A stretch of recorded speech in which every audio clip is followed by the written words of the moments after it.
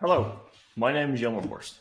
I work for Picnic Technologies in Amsterdam as a product manager for platform products, where we aim to provide the tooling, infrastructure, frameworks, and support for tech and analyst teams to write, ship, and deploy high quality and secure software. Join me today on the Platform Engineering Slack community over at Platform Culture, where you can ask questions and I'll do my best to answer them. Picnic is an online groceries company where customers order their items through our mobile app and we deliver it the next day without any additional cost. So, how do we get started? Back in 2016, groceries were lagging behind massively compared to other segments like fashion, electronics, and travel, which all moved to online already. At the same time, the groceries market is huge with major local players, but no true online leader yet. People are spending a lot of time going to and from the supermarket just to wait in line and get stuck in traffic. Additionally, many supermarkets are not great at predicting what they need to order, leading to huge amounts of food getting wasted. So not only was there a big opportunity for Picnic to improve the customer experience, we also realized we can have a big impact by reducing food waste. In order to do this, we had to build a lot of the software from the ground up. Of course, we needed a beautiful and seamless mobile app to order groceries with, but it also required building software for fulfillment and delivering processes. Think of warehouse management, route planning, and optimization, but also multiple internal apps to support delivery, customer success, and order management. One of the main things that Picnic is different is that we do almost everything in-house. We find it gives us much more freedom when it comes to trying out new and innovative ideas. We started in 2015, launching Picnic in the Netherlands in just a single city. Quickly, we rolled out to cities by city, and in 2018 to our neighbors in Germany. Soon we already had over 1 million loyal customers supporting us on our growth to France, with an additional 600 million in funding by Bill and Melinda Gates Foundation. This year, we launched our first automated fulfillment center in the Netherlands, all powered by our own software, for which we received the award from the Dutch Java user group for the most innovative Java project. So, how do we do this? We have over 30 product teams with effectively two main challenges: how to deliver value to our customers, internal and external, as quickly as possible, and how to remain aligned whilst doing so. Especially in a high growth, fast paced startup, the second aspect can be very challenging. New ideas pop up every day with many smart and driven engineers that are eager to put it live. We aim to give a lot of autonomy to our engineers, but from early on did not want to have this lead to complete chaos. In short, it is the balance between scale, speed, and autonomy, where in reality you can only effectively pick two. What you generally see is that startups initially focus on speed and autonomy, do whatever you need to get the idea to production and validate it. But when the business scales, often writing the software doesn't scale. So you find yourself surrounded by more tools, distributed code, and the increasing complexity. Generally, when picking your software stack, you want to keep in mind the combinations of knowns and unknowns. For example, at the time when Picnic got started, NoSQL was very popular, but over time, this bit us in the ass with no true transactionality in places where we actually needed it. For some other applications, Scala was also very attractive, but we actively chose not to use it with limited experts in the company and not knowing the unknowns. I'm not sure who's very familiar with the Boring Technology Club, but at Picnic we are fans of this concept. In short, it means you only have limited innovation tokens to spend, so you should focus your time and resources on things that make your company and situation unique.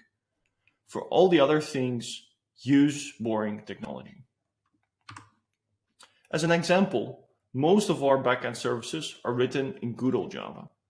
For data pipelines and data science projects, however, we favor Python for its strong community and libraries it offers.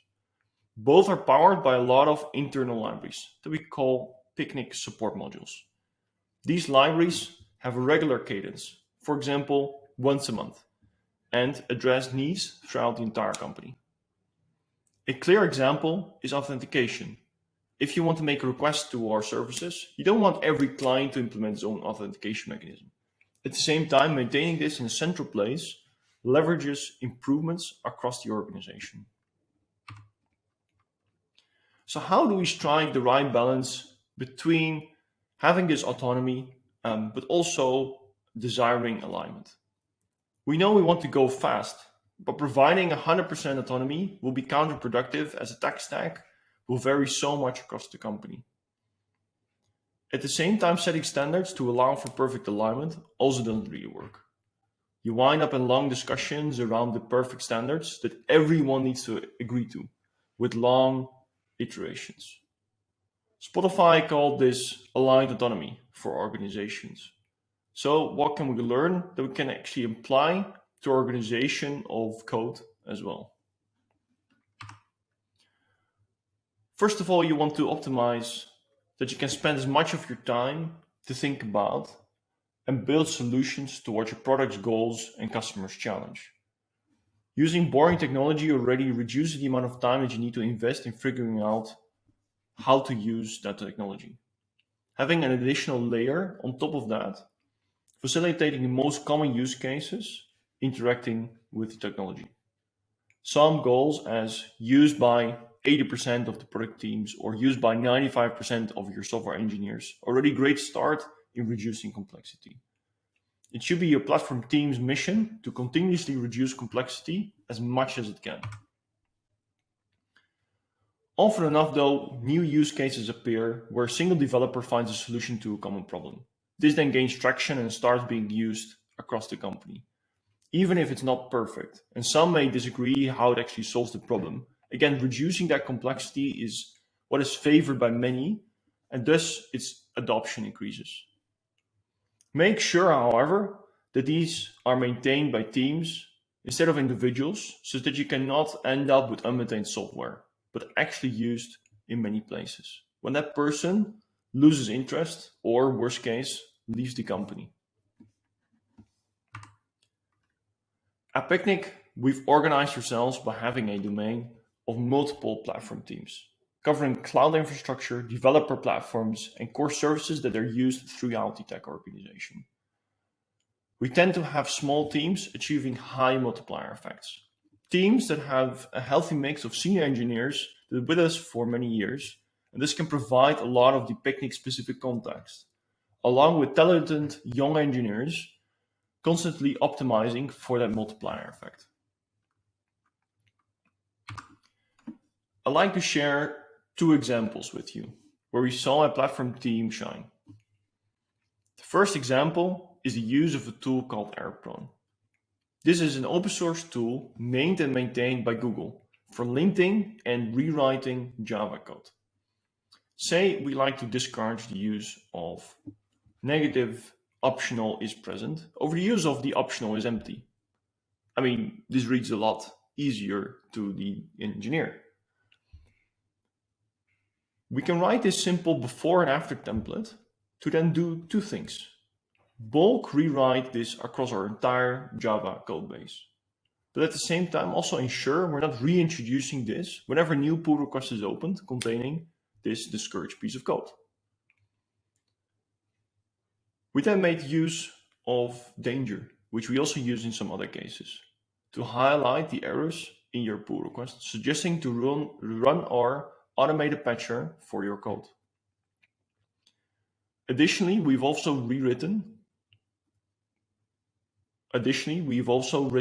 multiple additions to Aerospace internally, tailored to our own use cases.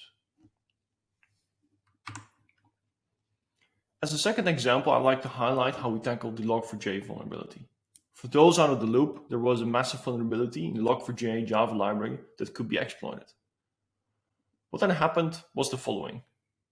The library was patched by the authors, releasing a new version. The next day, our Java platform team had a version upgrade waiting for us to be reviewed and merged. This was done automatically by a tool called Renovate. This is very similar to Dependabot, if you're familiar with that. Tests were automatically run in CI to make sure this library could actually be upgraded and does not affect any of the downstream teams that rely on our tools. A new version of Java, Picnic support modules, was released, and within a day, hundreds of Java services were patched. We're done. And this entire process was handled by a single person within our Java platform team. A huge multiplier effect, if you would ask me.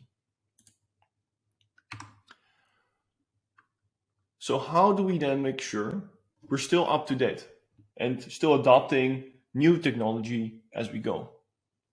Since a few years, Picnic adopted the use of a tech radar. This was originally released by ThoughtWorks as a way to describe two aspects: tech to keep, demote, depreciate, or abandon, and tech to register, assess, trial, and adopt. This is maintained by the platform teams, but allows anyone in the organization to contribute. There are weekly office hours where we discuss new proposals with its implications. Additionally, we provide advice for teams that are either actively moving away from a certain tech stack or adopting something new.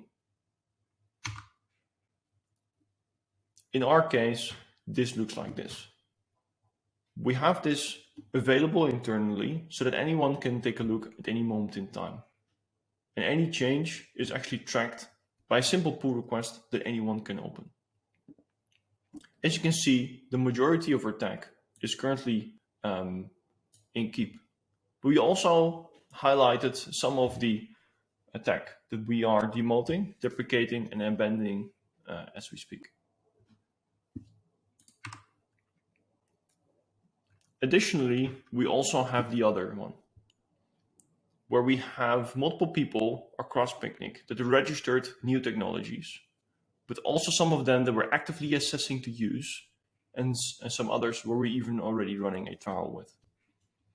This is often done in collaboration by a platform team and a product team together, to then, in the end, finally adopt and make sure that we can provide the best support for it as possible. I'd like to thank you a lot for listening. And if you enjoyed any of this, we're looking for more engineers and product managers for our platform teams at Picnic. Feel free to scan this QR or check us out at join.picnic.app.